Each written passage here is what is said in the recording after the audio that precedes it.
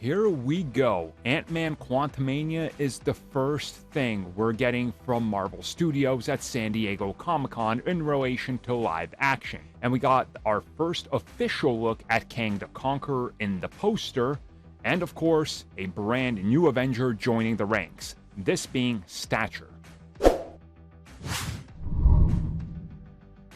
So before we get into talking about Kang the Conqueror and Stature, I just want to address this because I'm seeing a lot of confusion.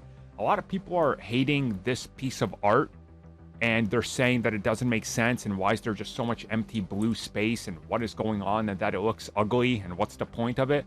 I just want to point out that the film is called Ant-Man Quantumania, and all that there is representation of the quantum realm. If you pay attention to how everything is floating around in it and going in different directions and has these little dots and things, it's obviously the quantum realm. That's the representation there because the film is called Quantumania and they're going to be jumping all throughout time and space.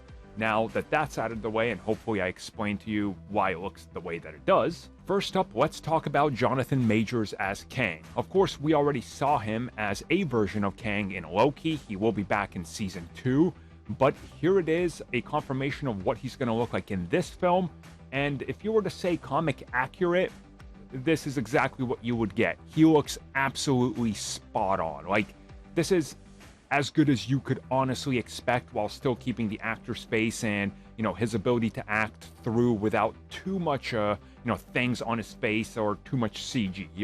You could tell it's Jonathan Majors and you could tell it's Kang the Conqueror. It's the best. Now, speaking of the best of everything, here's Ant-Man, there's Wasp, and there is Cassie Lang, Ant-Man's daughter, aka Stature.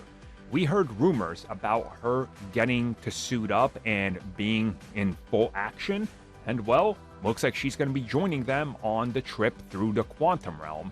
And just for a quick comparison, if you look at what she looks like here and compared to a comic book counterpart, it is right on the money. It is a MCU translation if I've ever seen one. So there is still the possibility she could go by Stinger, as most people are saying, but most people believe it's going to be Stature.